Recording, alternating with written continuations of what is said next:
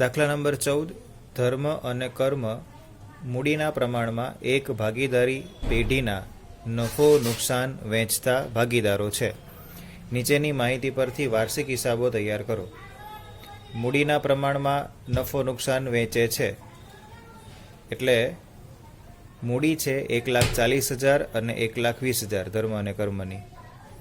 એ પ્રમાણે જો 0,0 આપણે ઉડાડીએ અને એના સિવાયનું પ્રમાણ જોઈએ તો 14/12 થાય. હવે 14/12નું અતિ સંક્ષિપ્ત સ્વરૂપ કાઢીએ આપણે તો 7/6 આવશે. 7/6 એટલે 7/6ના પ્રમાણમાં મૂડી છે અને એ જ પ્રમાણમાં નફો નુકસાન વેચી લેતા ભાગીદારો છે. નીચેની માહિતી પરથી વાર્ષિક હિસાબો તૈયાર કરો. હવે દાખલો ગણતા પહેલાં આપણે એકવાર કાચું સરવૈયું અને એના નીચેના હવાલા કેવા છે આપણે જોઈ લઈએ, સમજી લઈએ. ધર્મ અને કર્મની ભાગીદારી પેઢીનું તારીખ 31/3/2017ના રોજનું કાચું સરવૈયું આપણને આપેલું છે. ઉપાડ આપણને આપ્યો છે ધર્મ અને કર્મનો 7,500 અને કર્મનો ઉપાડ છે 5,000. મૂડી આપણને આપી છે ધર્મ અને કર્મની 1,40,000 1,20,000. શરૂઆતનો સ્ટોક વેપાર ખાતાની ઉધાર બાજુ લખાય છે. 15,000 રૂપિયા આપણને આપેલો છે. ખરીદી આપેલી છે આપણને 80,000 વેપાર ખાતાની ઉધાર બાજુ લખાય છે. માલ પરત જમા એટલે વેચાણ પરત કહેવાશે. 3,000 આપણને આપેલું છે, વેચાણમાંથી બાદ થાય. લેણું એટલે કે દેવાદારો પાકા સરવૈયામાં મિલકત લેણા બાજુ લખાશે. પગાર આપણને આપેલો છે તારીખ 28 ફેબ્રુઆરી 2017 સુધીનો, જ્યારે આપણું વર્ષ પૂરું થાય છે 31/3/2017ના રોજ. હવે આપણને ફેબ્રુઆરી સુધીનો જ પગાર આપ્યો છે, 1 મહિનાનો ચૂકવવાનો બાકી છે. એટલે એનો મતલબ એવો થાય કે આપણને માત્ર 11 મહિનાનો જ પગાર આપેલો છે. તો આપણે 11 મહિનાનો પગાર આપેલો છે એમાંથી 1 મહિનાનો પગાર મેળવીને એમાં એડ કરી દઈએ એટલે 12 મહિનાનો થઈ જશે, 1 વર્ષનો થઈ જશે.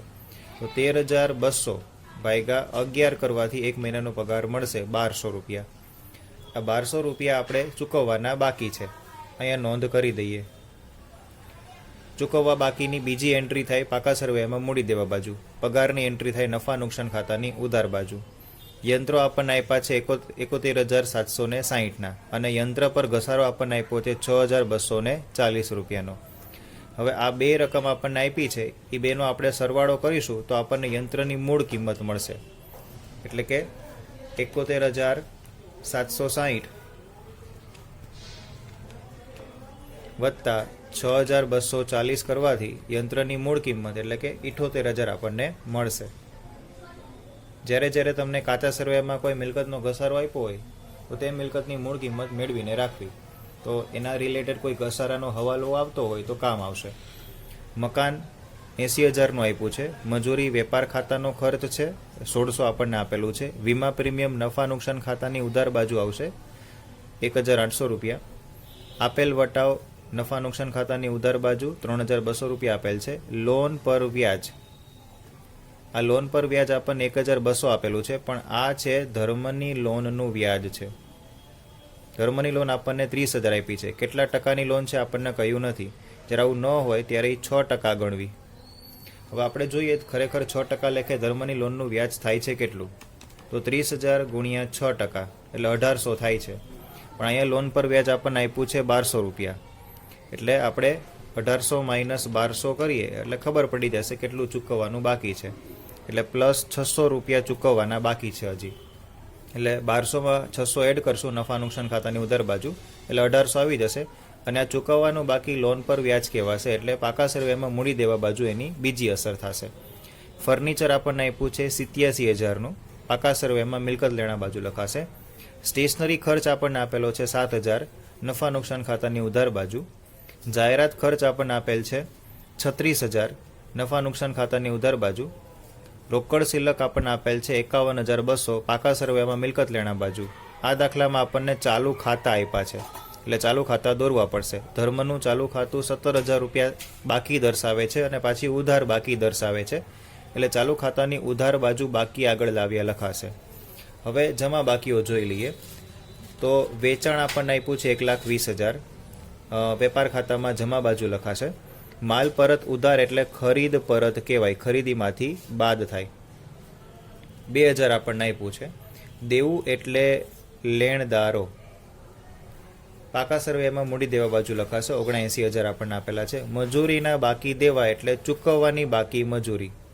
જ્યારે જ્યારે આપણને કાચા સરવૈયામાં કોઈ ચૂકવવાની બાકી રકમ, મળવાની બાકી રકમ, અગાઉથી મળેલ રકમ કે અન્ય કોઈ પણ અગાઉથી ચૂકવેલ ખર્ચ આપણને આપેલું હોય ત્યારે કાચા સરવૈયાની વિગતમાં એક જ એની એન્ટ્રી થશે.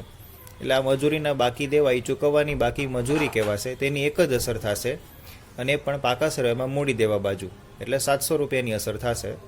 ધર્મની લોન વિશે આપણે સમજી લીધું. મળેલ વટાવ નફા નુકસાન ખાતાની જમા બાજુ આવશે. બેંક ઓવરડ્રાફ્ટ ચાલુ દેવા છે એટલે પાકા સરવૈયાની મૂડી દેવા બાજુ. ચાલુ ખાતું કર્મનું આપ્યું છે અને જમા બાકી દર્શાવે છે એટલે ચાલુ ખાતાની જમા બાજુ બાકી આગળ લાવ્યા તરીકે 14,000 લખવાના. એટલે આ દાખલામાં ચાલુ ખાતા દોરવાના છે. એક વાત તો સ્પષ્ટ થઈ ગઈ. હવે આગળ વાંચીએ હવાલાને. હવાલો આપણને આપેલા છે. એમાં સૌથી પહેલો હવાલો છે આખર સ્ટોક 21,000નો, જેમાં સ્ટેશનરી સ્ટોક 2,000 સમાયેલ છે. આખર સ્ટોકની બે અસર થઈ, એક પાકા સરવૈયામાં મિલકત લેણા બાજુ અને એક વેપાર ખાતાની જમા બાજુ. હવે આખર સ્ટોકની બે અસર થાય, પણ આખર સ્ટોક કેટલા રૂપિયાની અસર થાય ને એ જાણવું પડશે. આ આખર સ્ટોકમાં 2,000 રૂપિયા સ્ટેશનરી સ્ટોક ઓલરેડી સમાયેલો છે. એટલે ખરેખર આખર સ્ટોક કેટલાનો છે તો 21,000 માઇનસ 2,000 કરીએ આપણે એટલે આપણને રકમ મળે એની 19,000. 19,000 રૂપિયાની જ બે અસર થશે. એક વેપાર ખાતાની જમા બાજુ 19,000 અને પાકા સરવૈયામાં મિલકત લેણા બાજુ. ઓકે, તો સ્ટેશનરી સ્ટોકનું શું કરવાનું? તો આ 2,000 સ્ટેશનરી સ્ટોક નફા નુકસાન ખાતામાં સ્ટેશનરી ખર્ચ જે લખાયેલ છે એમાંથી બાદ કરવાનો. એટલે 7,000માંથી 2,000 બાદ થાય. 7,000માંથી 2,000 બાદ કરીએ એટલે નફા નુકસાન ખાતાની ઉધાર બાજુ 12 રૂપિયા લખાશે 5,000. બરાબર, એટલે આમાં માઇનસ 2,000 કરવાના થશે. બીજું, આ સ્ટેશનરી સ્ટોકની બીજી અસર આવશે પાકા સરવૈયામાં મિલકત લેણા બાજુ, અલગથી લખાશે. આખર સ્ટોકની એક્ઝેક્ટ નીચે આખર સ્ટોકમાં 21,000માં 2,000 બાદ કર્યા પછી 19,000 બહાર લખી નાખો. ત્યાર પછી પાછું નીચે લખવાનું સ્ટેશનરી સ્ટોક 2,000. એટલે ટોટલ 4 અસર થઈ. કઈ કઈ 4 અસર? તો આખર સ્ટોકની 19,000ની અસર થાય વેપાર ખાતાની જમા બાજુ, પાકા સરવૈયામાં મિલકત લેણા બાજુ. સ્ટેશનરી સ્ટોક પહેલી અસર સ્ટેશનરી ખર્ચમાંથી બાદ થાય અને પાકા સરવૈયા મિલકત લેણા બાજુ પાછા 2,000 લખાશે. એમ કરીને 4 અસર થશે. હવે બીજો હવાલો, યંત્ર પર ઘસારાનો દર વધારીને 10% કરવાનો છે. એટલે 10% ઘસારાનો દર રાખવાનો છે. આપણે હમણાં જ વાત કરી કે યંત્રો સાથે યંત્ર પર ઘસારો કાચા સરવૈયામાં આપેલો હોય તો એની મૂળ કિંમત શોધવી. આ મૂળ કિંમત ઉપર જ આ 10% ઘસારો ગણાય. 71,760 ઉપર ન ગણાય. એટલે બેનો સરવાળો કરવાથી મૂળ કિંમત મળે. એટલે 78,000 ઉપર 10% લેખે ઘસારો ગણવાનો થાય. એટલે 7800 થશે એના 10%. એની બે અસર આવશે. એક તો નફા નુકસાન ખાતે ઉધાર બાજુ 7,800 ઘસારો લખવાનો અને પાકા સરવૈયા મિલકત લેણા બાજુ મિલકતની મૂળ કિંમતમાંથી 7,800 બાદ થાય. હવે ત્રીજો હવાલો, ₹1,000નું ઉધાર વેચાણ ભૂલથી ખરીદ પરત નોંધમાં નોંધાયું છે. 1,000નું ઉધાર વેચાણ ભૂલથી ખરીદ પરત નોંધમાં નોંધાયું હોય તો એક તો ઉધાર વેચાણ નોંધવાનું બાકી છે. એટલે વેચાણમાં 1,000 રૂપિયા પ્લસ થશે. વેચાણમાં 1,000 રૂપિયા પ્લસ થાય તો વેચાણ સાથે રિલેટેડ આવે દેવાદારો, તો દેવાદારોમાં પ્લસ થાય. એટલે એક તો બે એન્ટ્રી થઈ ગઈ. એક તો 1,000 રૂપિયા શેમાં પ્લસ થયા? વેચાણમાં, અને પાછા શેમાં પ્લસ થયા? દેવાદારોમાં. જે વસ્તુ વેચાણમાં કરી એ વસ્તુ દેવાદારોમાં કરવું પડે. ત્યાર પછી ભૂલથી ખરીદ પરત નોંધમાં નોંધાયું છે. તો યાદ રાખજો, જો કોઈ રકમ ભૂલથી ખરીદ પરત નોંધમાં નોંધાઈ જાય તો તે ખરીદીમાં પ્લસ થાય. જો કોઈ રકમ ભૂલથી ખરીદ પરત નોંધમાં નોંધાઈ જાય તો તે ખરીદીમાં પ્લસ થાય. એટલે ખરીદીમાં આપણે પ્લસ 1,000 કરશું. હવે ખરીદીમાં પ્લસ થાય તો એના રિલેટેડ આવે લેણદારો, તો લેણદારોમાં પ્લસ કરવા પડે. તો કુલ 4 અસર થઈ. આ ત્રીજા હવાલાની પણ 4 અસર. એક તો વેચાણમાં પ્લસ કર્યું અને દેવાદારોમાં પ્લસ કર્યું, પ્લસ ખરીદીમાં પ્લસ કર્યું અને લેણદારોમાં પ્લસ કર્યું. એટલે 4 અસર થશે. ચોથો હવાલો, જાહેરાત ખર્ચનો 1/4 ભાગ આવતા વર્ષે લઈ જવાનો છે. એટલે એ ખર્ચ અગાઉથી ચૂકવેલ હશે. અગાઉથી ચૂકવેલ ખર્ચ કહેવાશે. અગાઉથી ચૂકવેલ ખર્ચની બે અસર થશે. એક થશે નફા નુકસાન ખાતાની ઉધાર બાજુ જે તે ખર્ચમાંથી બાદ થશે અને બીજી અસર થાય પાકા સરવૈયામાં મિલકત લેણા બાજુ. જાહેરાત ખર્ચ આપણને 36,000 આપ્યો છે. એટલે 36,000નો ચોથો ભાગ ભાગ્યા 4 એટલે 9,000. એટલે માઇનસ આપણે કેટલા કરવાના છે એમાં 9,000 કરવાના છે, એટલે 27,000 લખાશે નફા નુકસાન ખાતાની ઉધાર બાજુ, અને આ 9,000ની બીજી અસર પાકા સરવાળામાં મિલકત લેણા બાજુ. બધી વિગત વંચાઈ ગયા પછી હવે આપણે ખાતા ઉપર ધ્યાન આપીએ. આ દાખલા ઉપરથી આપણને જાણવા મળે છે કે આપણે કુલ 4 પ્રકારના ખાતા બનાવવાના હોય છે. એક છે વેપાર ખાતું, એક છે નફા નુકસાન ખાતું, એક ભાગીદારોના ચાલુ ખાતા અને એક પાકું સરવૈયું. આ દાખલામાં આપણને મૂડી પર વ્યાજની, ભાગીદારોના પગારની એવી કોઈ બધી વિગત આપણને આપી નથી, એટલે એના ઉપરથી આપણે કહી શકીએ કે આ દાખલામાં આપણે નફા નુકસાન ફાળવણી ખાતું બનાવવાની જરૂર નથી. અને આ દાખલામાં આપણને ચાલુ ખાતા આપેલા છે ભાગીદારોના, એટલે એ ઉપરથી પણ આપણે ચાલુ ખાતા બનાવવાના છે. મૂડી ખાતા આપણે બનાવવાની જરૂર નથી, કારણ કે એને લગતી બીજી કોઈ વિગત નથી, એટલે સ્થિર મૂડી સીધી આપણે પાકા સરવાળામાં લખી નાખશું. હવે હવાલાથી શરૂઆત કરીએ તો સૌથી પહેલો હવાલો આપણે વાંચ્યો હતો. આખર સ્ટોક રૂપિયા 21,000 છે, જેમાં સ્ટેશનરી સ્ટોક 2,000 સમાયેલ છે. આખર સ્ટોક કેટલો છે તો 21,000નો છે, અને એમાં સ્ટેશનરી સ્ટોક 2,000 સમાયેલ છે. એટલે સૌથી પહેલા આપણે પાકા સરવૈયામાં ચાલુ મિલકત છે એટલે વચ્ચેથી લખશું આપણે આખર સ્ટોક 21,000. એમાં સ્ટેશનરી સ્ટોક 2,000 સમાયેલ છે, એટલે સ્ટેશનરી સ્ટોકની બાદબાકી. સ્ટેશનરી સ્ટોક બાદ કરીશું એટલે 19,000 આવશે. હવે આખર સ્ટોકની ખરેખર કિંમત 19,000 છે. આખર સ્ટોકની બીજી અસર આવશે વેપાર ખાતાની જમા બાજુ. આખર સ્ટોકની બીજી અસર આવશે વેપાર ખાતાની જમા બાજુ, 19,000 રૂપિયા. હવે આ આખર સ્ટોકમાં સ્ટેશનરી સ્ટોક સમાયેલો છે. સ્ટેશનરી સ્ટોકને સ્ટેશનરી ખર્ચમાંથી આપણે બાદ કરવો પડે એવો નિયમ છે. એટલે સ્ટેશનરી ખર્ચ આપણને કાચા સરવૈયામાં આપેલું હશે 7,000 રૂપિયા. એટલે આપણે લખીએ છીએ સ્ટેશનરી ખર્ચ. નફા નુકસાન ખાતાની ઉધાર બાજુ લખાય સ્ટેશનરી ખર્ચ. 7,000 રૂપિયા આપણને આપેલું છે, એમાંથી સ્ટેશનરી સ્ટોક 2,000 રૂપિયા બાદ કરતા 5,000 રકમ વધશે, 12 લખી નાખવાની. અને આ સ્ટેશનરી સ્ટોક પાકા સરવાળા મિલકત લેણા બાજુ લખવું પડે. સ્ટોક પાકા સરવાળા મિલકત લેણા બાજુ જ આવશે, એટલે સ્ટેશનરી સ્ટોક 2,000 રૂપિયા. બરાબર, 4 અસર થઈ ગઈ. એક અસર છે આખર સ્ટોકમાં, સ્ટેશનરી સ્ટોકને આપણે બાદ કર્યો એટલે 19,000 આવ્યા. આ આખર સ્ટોક 19,000 છે, એની બીજી અસર વેપાર ખાતાની જમા બાજુ 19,000ની. પછી આ સ્ટેશનરી સ્ટોક આપણને 2,000 માલુમ પડ્યા પછી સ્ટેશનરી ખર્ચમાંથી આપણે એને બાદ કર્યો, અને આ સ્ટેશનરી સ્ટોકની બીજી અસર પાકા સરવાળામાં મિલકત લેણા બાજુ લખી. હવે બીજો હવાલો, યંત્રો પર ઘસારાનો દર વધારીને 10% કરવાનો છે. હવે આપણને કાચા સરવાળામાં યંત્રો અને જૂનો ઘસારો 2 આપેલું છે, બરાબર. તો આપણે બેયની અસર આપણે લખવી પડશે. તો આપણને યંત્ર આપ્યો છે 71,760. યંત્ર આપણને આપેલું છે 71,760.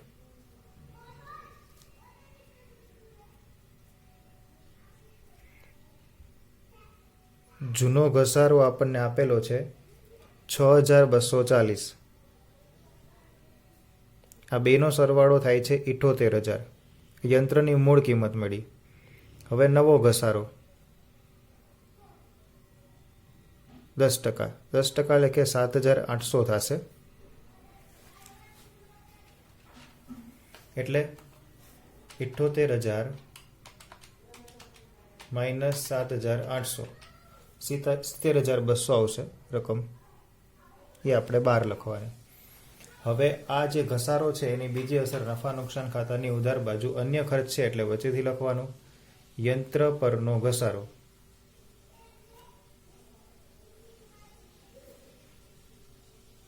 $7,800. ત્યાર પછી ત્રીજા નંબરનો હવાલો છે ₹1000નું ઉધાર વેચાણ ભૂલથી ખરીદ પરત નોંધમાં નોંધાયું છે. ₹1000નું ઉધાર વેચાણ તો નોંધવાનું બાકી છે અને પાછું ભૂલથી ખરીદ પરત નોંધમાં નોંધાયું છે. તો પહેલા વેચાણનું કાર્ય પૂર્ણ કરી દઈએ. તો પહેલા વેચાણ લખીશું. કાચા સરવૈયામાં વેચાણ આપણને આપેલું છે 1,20,000 અને એમાં નોંધ્યું તો નથી જ, ન નોંધેલ 1,000 એટલે આવશે 1,21,000. હવે આ વેચાણમાં પ્લસ કર્યું આપણે તો તેની સાથે જોડાયેલ દેવાદારોમાં પણ પ્લસ થાય. રકમમાં કાચા સરવૈયામાં આપેલ લેણું કરીને આપેલું છે આપણને, દેવાદારોમાં આપણે પ્લસ કરવાનો છે. તો દેવાદારોની રકમ આપણને કાચા સરવૈયામાં 27,400 આપ્યા છે. એટલે આપણે અહીં લખશું દેવાદારો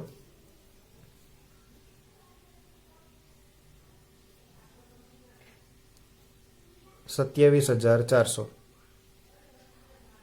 એમાં ન નોંધેલ પ્લસ કરશું ₹1,000, ટોટલ આવશે 28,400. હવે એક વેચાણમાં નહોતું નોંધ્યું એ આપણે પ્લસ કર્યું, વેચાણમાં પ્લસ થાય તો દેવાદારોમાં પ્લસ થાય. પ્લસ બીજી ભૂલ શું છે એમાં લખ્યું છે કે ₹1000નું ઉધાર વેચાણ ભૂલથી ખરીદ પરત નોંધમાં નોંધાઈ ગયું છે. તો ખરીદ પરત નોંધમાં ભૂલથી નોંધાઈ ગયું હોય તો ખરીદીમાં પ્લસ થાય. તો ખરીદી આપણને આપેલી છે 80,000 એટલે આપણે ખરીદી લખશું 80,000. એમાં આપણે ભૂલથી ખ પમાં નોંધેલ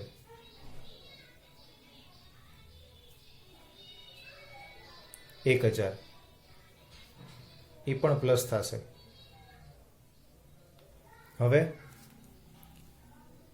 ખરીદીમાં પ્લસ થાય તો લેણદારોમાં પ્લસ થાય અને લેણદારો દેવું કરીને આપણને કાચા સરવૈયામાં આપેલું છે. લેણદારો 79,000 આપણને આપેલા છે. એટલે મૂડી દેવા બાજુ ચાલુ દેવા હેઠળ લખાતા હોય છે. લેણદારો 79,000 ભૂલથી નોંધેલ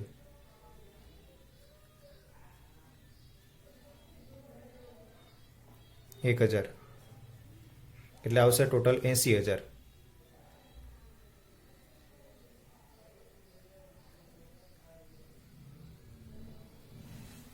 હવે 4 અસર થઈ ગયા હવાલાની. પહેલી અસર વેચાણમાં પ્લસ કર્યું તો દેવાદારોમાં પ્લસ થયા. પછી ખરીદીમાં પ્લસ કર્યું તો લેણદારોમાં પ્લસ થયા. હવે ચોથો હવાલો જાહેરાત ખર્ચનો 1/4 ભાગ આવતા વર્ષે લઈ જવાનો છે. તો જાહેરાત ખર્ચ આપણને આપેલા છે 36,000 કાચા સરવૈયામાં. તો આપણે લખીએ જાહેરાત ખર્ચ 36,000 નફા નુકસાન ખાતાનો ખર્ચ એટલે ઉધાર બાજુ લખાય. અગાઉથી ચૂકવેલ તરીકે આપણે બાદ કરશું 36,000નો ચોથો ભાગ 9,000.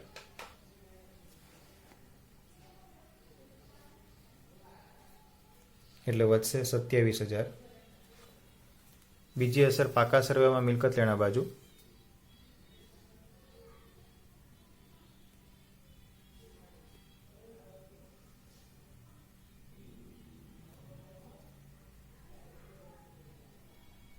$9,000. ત્યાર પછી બધા હવાલા પૂર્ણ થઈ ગયા છે. હવે આપણે કાચા સરવૈયાની વિગતો આપણે લખવા માંડશું. સૌથી પહેલા ઉધાર બાકીથી શરૂઆત કરીએ તો પહેલા આપણે ચાલુ ખાતાની બાકી લખશું. તો ચાલુ ખાતાની બાકીમાં ધર્મનું ચાલુ ખાતું ઉધાર બાકી દર્શાવે છે એટલે આપણે પહેલા એ લખી નાખશું.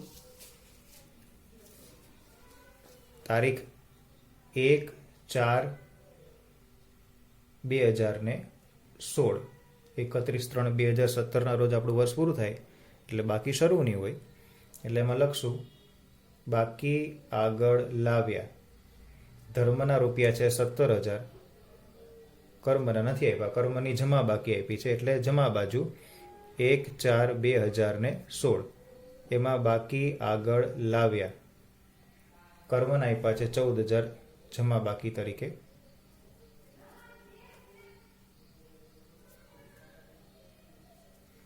હવે ઉપાડ આપણને આપ્યો છે ધર્મનો 7,500, 31/3/2017 ઉપાડ ખાતે 7,500 અને કર્મનો ઉપાડ આપ્યો છે 5,000. ત્યાર પછી શરૂઆતનો સ્ટોક આપ્યો છે આપણને, તો વેપાર ખાતાની ઉધાર બાજુ લખાય શરૂઆતનો સ્ટોક.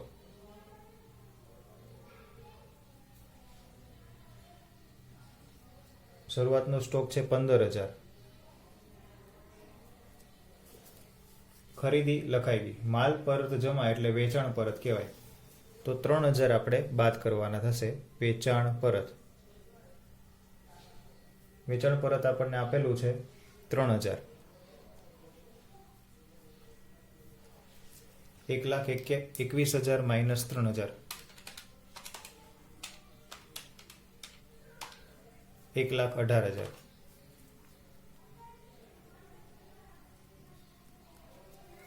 ત્યાર પછી લેણું લખાઈ ગયું છે. પગાર 28 ફેબ્રુઆરી 2017 સુધીનો છે. આપણે વાત કરી હતી કે એમાં 1 મહિનાનું ચૂકવવાનું બાકી છે, એટલે આપણે લખીએ છીએ નફા નુકસાન ખાતાની ઉધાર બાજુ પગાર 13,200 ચૂકવવાનું બાકી. 1 મહિનાનું બાકી છે, 1 વર્ષ પૂર્ણ કરવા માટે, એટલે 13,200 11 મહિનાનું આપેલ છે એટલે ભાગ્યા 11 એટલે 1 મહિનાનું જે ચૂકવવાનું બાકી છે એ રકમ મળે છે. ચૂકવવાનું બાકી 1,200 વત્તા 13,200 એટલે 14,400. હવે આ ચૂકવવાની બાકી પગારની બીજી અસર પાકા સરવાયામાં મૂડી દેવા બાજુ.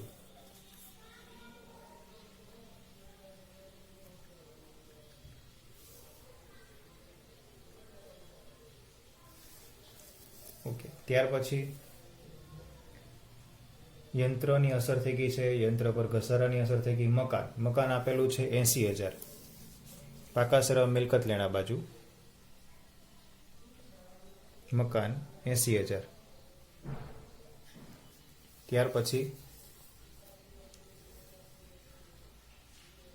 મજૂરી 1,600 વેપાર ખાતાનો ખર્ચ છે.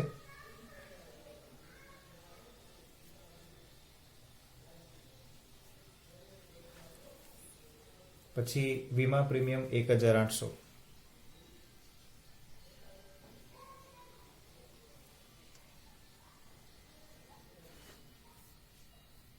આપેલ વટાવ 3,200 નફા નુકસાન ખાતાની ઉધાર બાજુ.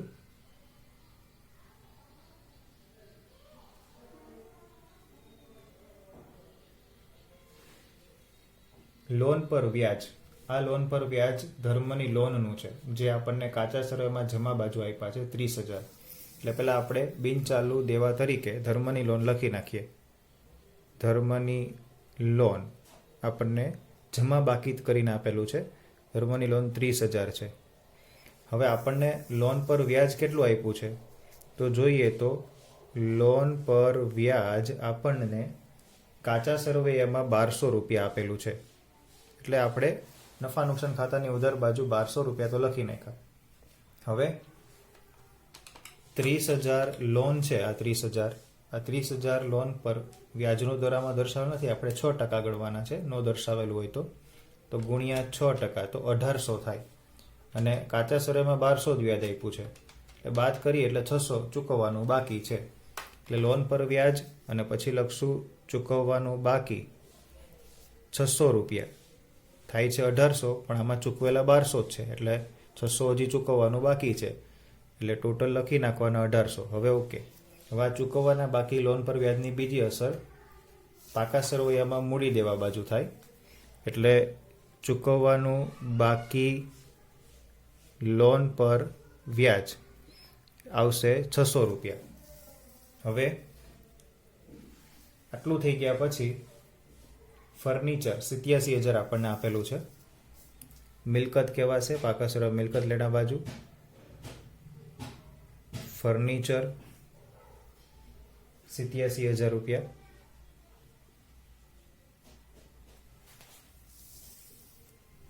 ત્યાર પછી સ્ટેશનરી ખર્ચ આવી ગયો, જાહેરાત ખર્ચની એન્ટ્રી થઈ ગઈ, રોકડ શિલ્લક આપી છે 51,200.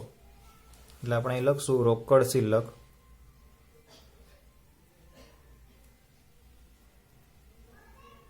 પાકા સરળ મિલકત લેણા બાજુ 51,200 રૂપિયા. ચાલુ ખાતું લખાઈ ગયું. હવે જમા બાકીની જે એન્ટ્રી હોય તેમાં મૂડી ખાતા આપણને આપ્યા છે, સ્થિર મૂડી. તો મૂડી આપણે મૂડી દેવા બાજુ લખી નાખીએ. સ્થિર મૂડી લખી જ નાખવાની હોય. મૂડી એમાં ધર્મ અને કર્મ.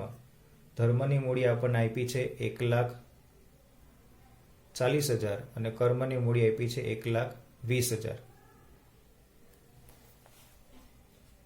1,40,000 અને 1,20,000 નો સરવાળો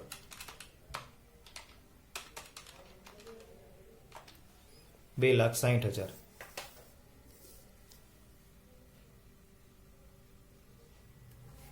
હવે વેચાણ લખાઈ ગયું છે. માલ પરત ઉધાર એટલે ખરીદ પરત, અને ખરીદ પરત આપણને આપેલું છે 2,000. ખરીદ પરત બાદ કર્યામાંથી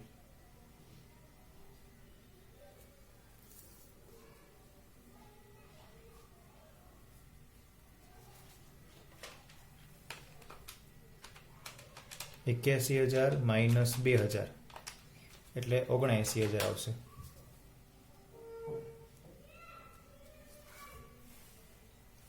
હવે ખરીદ પરત પછી દેવું એટલે લેણદારો. લેણદારો ઓલરેડી લખાઈ ગયા છે. ત્યાર પછી મજૂરીના બાકી દેવા 700 રૂપિયા છે એટલે ચૂકવવાની બાકી મજૂરી કહેવાય.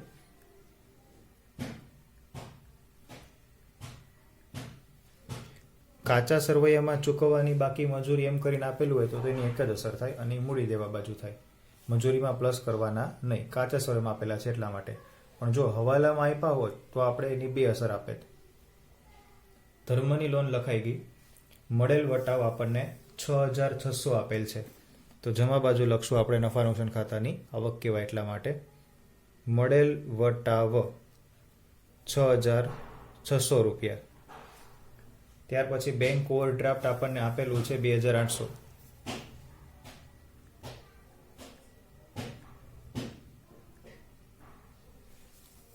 $2,800 લખી નાખવાના મૂડી દેવા બાજુ. પછી ચાલુ ખાતું કરવાનું લખાઈ ગયું છે. બધી વિગત આપણે લખી નાખી છે. હવે કોઈ બાકી નથી એટલે આપણે સરવાળા તરફ ધ્યાન આપીએ.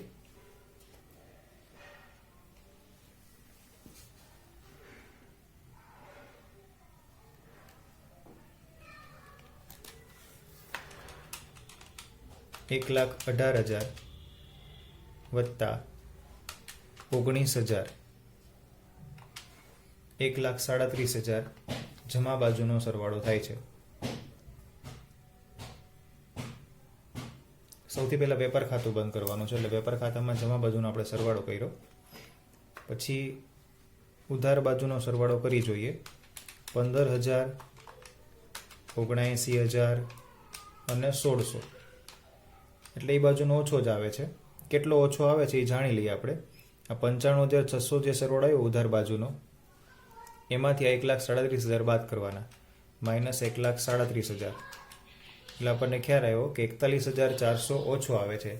તો જ્યારે આપણને જમા બાજુનો સરવાળો વધારે આવતો હોય તો પહેલાં બે બાજુ જમા બાજુનો સરવાળો વધારે લખી નાખવાનો, અને જેટલી રકમ ઘટે છે બાદબાકી કરવાથી આપણને ખબર પડે કે કેટલી રકમ ઘટે છે સરવાળામાં. તો 41,400 તો એને કાચો નફો કહેવાશે. કાચો નફો આવશે 41,400. 41,400 મળી ગયા.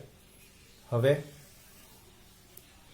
આ 41,000 કાચો નફો જે 41,400 એને આપણે નફા નુકસાન ખાતાની જમા બાજુ લઈ આવવાના. એટલે અહીં લખીએ આપણે કાચો નફો વેપાર ખાતેથી લાવ્યા 41,400. હવે આપણે બંને બાજુના સરવાળા ચેક કરી લેવાના. પહેલાં તો 41,400 વત્તા 6,600 આ બાજુનો સરવાળો જમા બાજુનો 48,000 થાય છે. ઉધાર બાજુનો સરવાળો આપણે ચેક કરી લઈએ. તો ઉધાર બાજુમાં આપણને રકમ આપી છે પહેલાં 5,000, પછી આપણને રકમ આપી છે 27,000, પછી આપણને રકમ આપી છે 14,400, પછી આપણને રકમ આપી છે 1800, પછી આપણને રકમ આપી છે 3200, પછી રકમ આપી છે 7800 અને પછી રકમ આપી છે 1800. 61,000 સરવાળો એટલે ઉધાર બાજુનો સરવાળો વધારે થાય છે. એટલે આપણે પહેલાં ઉધાર બાજુનો જે સરવાળો વધારે થાય છે 61,000 એ બે બાજુ લખી નાખવાનો. તો જે બાજુનો સરવાળો વધારે થતો હોય એ બંને બાજુ લખવાનો. હવે આ બાજુનો સરવાળો થતો તો 48,000. તો કેટલો ઘટે છે 61,000 થવામાં એ જાણવું હોય તો માઇનસ આપણે ટોટલ જે રકમ મેળવી છે એમાંથી 48,000 બાદ કરી દેવાના. એટલે આપણને ઘટે છે 13,000. એટલે આપણે અહીંયા 13,000 લખીએ છીએ. હવે આમાં નફા નુકસાન ફાળવણી ખાતું બનાવ્યું નથી એટલે અહીંથી જ વેચણી પાત્ર ખોટ મળી જશે. એટલે આપણને જ્યારે ઉધાર બાકી વધારે મળે, આ ઉધાર બાકી મળી છે આપણને. જમા બાજુ જે બાકી મળે ને એને ઉધાર બાકી કહેવાય. અને આપણને જમા બાજુનો સરવાળો વધારે થવાના કારણે ઉધાર બાજુ જે રકમ મળે ને એને જમા બાકી કહેવાય. આ નિયમ યાદ રાખજો, બરાબર. જમા બાજુનો સરવાળો વધારે થવાથી જે ઉધાર બાજુ વધારાની રકમ મળી છે ને એ નફો કહેવાય. જો આ જ રકમ ઉધાર બાજુનો સરવાળો થવાથી અહીંયા મેળવી હોત એટલે કે જમા બાજુ મળી હોત તો કાચી ખોટ કહેવાત. નફા નુકસાન ખાતામાં એવું જ થયું છે.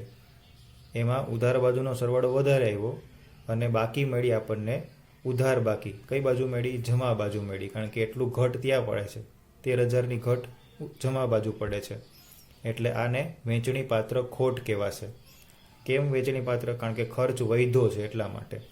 તો વેચણી પાત્ર ખોટ આપણે વેચવાની છે બંને ભાગીદારોને.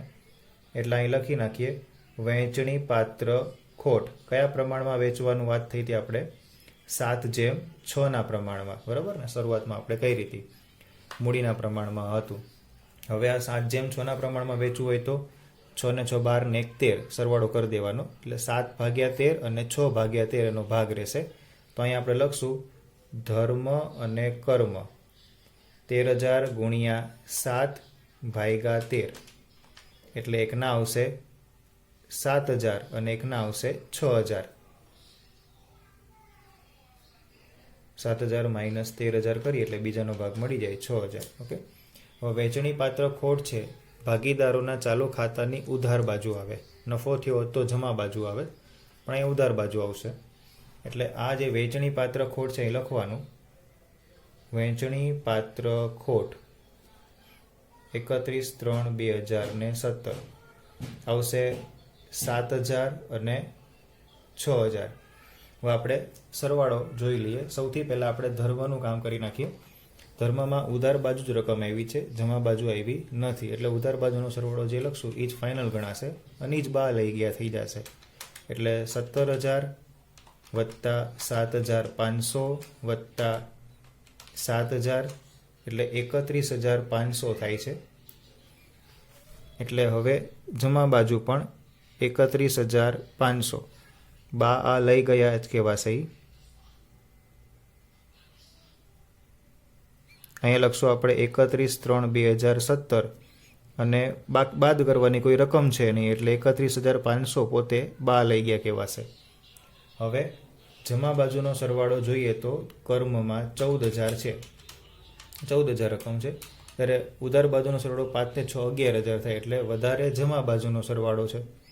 એટલે આપણે ત્યાં 14,000 લખી નાખશું અને અહીંયા પણ આપણે 14,000 લખી નાખશું. એમાંથી આપણે આ 6 ને 5 11,000, 14,000 માઇનસ 11,000 બાદ કરીએ એટલે 3,000 વધશે. એટલે અહીંયા આવશે બા આ લઈ ગયા 3,000. 31/3/2017. હવે નિયમ યાદ રાખજો. ઉધાર બાજુ જે બા લઈ ગયા આવે ને એ સીધી મૂડી દેવા બાજુ લખાય. જમા બાજુ બા લઈ ગયા આવે એ મિલકત લેણા બાજુ લખાય. એટલે આપણે અહીં લખી નાખીએ કર્મનું ચાલુ ખાતું, ચાલુ ખાતા અને કર્મ આવશે અહીંયા 3,000. અને જ્યારે ધર્મનું ચાલુ ખાતું, ચાલુ ખાતા ધર્મ એના આવશે 31,500. હવે બે બાજુનો સરવાળો આપણે ચેક કરીએ.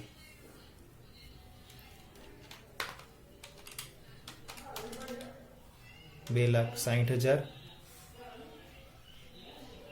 વત્તા 3,000 વત્તા 30,000 વત્તા 80,000 વત્તા 1,200 વત્તા 600 વત્તા 700 વત્તા 2800 37,83,000 આવે છે.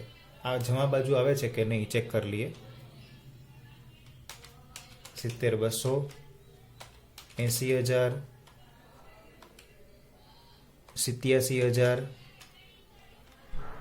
19,000 2,000 28,400 9,000 51,200 31,500 37,83,200 300 બે બાજુ આવી ગયો સરવાળો.